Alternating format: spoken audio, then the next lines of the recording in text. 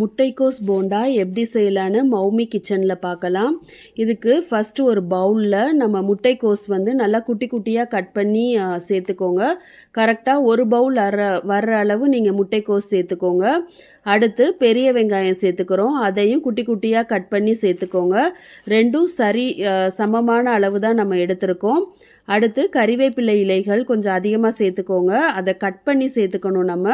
உங்களுக்கு சாப்பிட்றப்ப நல்லா இருக்கும் வடையில்.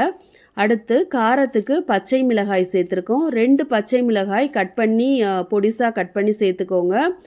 1 ஸ்பூன் அளவு சோம்பு சேர்த்துருக்கோம். சோம்பு சேர்த்ததுக்கப்புறம் பார்த்தீங்கன்னா இஞ்சி பூண்டு பேஸ்ட்டு சேர்த்துக்கோங்க கொஞ்சமாக. சேர்த்ததுக்கப்புறம் மாவு பொருட்கள் எல்லாம் நம்ம என்னென்ன சேர்க்குறோன்னு பார்க்கலாம். கடலை மாவு 1/2 கப் அளவுள்ள கடலை மாவு சேர்த்துக்கோங்க. அடுத்து அரிசி மாவு மெஷரிங் கப்பில் 1/3 கப் அந்த கப்பில் நீங்கள் சேர்த்துக்கோங்க. அடுத்து இதுக்கு தேவையான அளவு இந்த போண்டாக்கு நம்ம உப்பு எவ்வளோ தேவையோ அதை ஃபுல்லாக சேர்த்தாச்சு.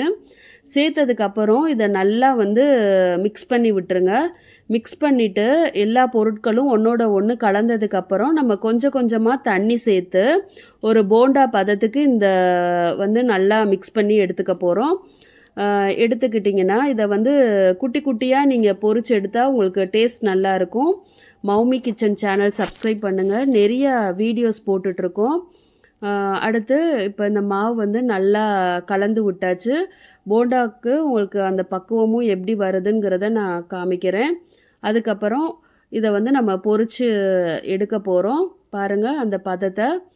இப்போ இதை பொரிச்சு எடுக்கிறதுக்கு ஒரு பாத்திரத்தில் நல்லா எண்ணெய் சேர்த்துக்கோங்க. கடலெண்ணெய் சேர்த்துருக்கேன் நான். கடலெண்ணெய் நல்லா காயணும். காஞ்சதுக்கப்புறம் இந்த போண்டா சின்ன சின்ன அளவாக போடுங்க. அப்போ தான் போண்டா நம்மளுக்கு உள்ளேயும் நல்லா வெந்து வரும். இந்த அளவு எடுத்து சேர்த்துக்கிட்டா போதும். எண்ணெய் நல்லா காயட்டும்.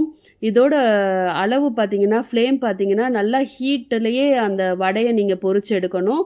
நீங்கள் பொரிச்சிட்ருக்கப்பே சிம்மில் அந்த மாதிரி வச்சிங்கன்னா அந்த வடை நல்லா கிறிஸ்பியாக வராது. ஓரளவு ஹை ஃப்ளேம்லேயே வச்சு இதை பொரிங்க. ஹை மீடியம் அதுக்குள்ளே.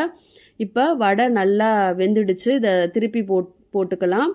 இப்போ இதோட கலர் பார்த்தீங்கன்னா உங்களுக்கு கரெக்டாக தெரியும். உங்களுக்கு போண்டா ரெடி ஆயிடுச்சுன்னு. இந்த கலர் வந்த உடனே நீங்கள் எடுத்துக்கோங்க. போண்டா நல்லா கிறிஸ்பியாக இருக்கும். முட்டைக்கோஸ் போண்டா ரெடி.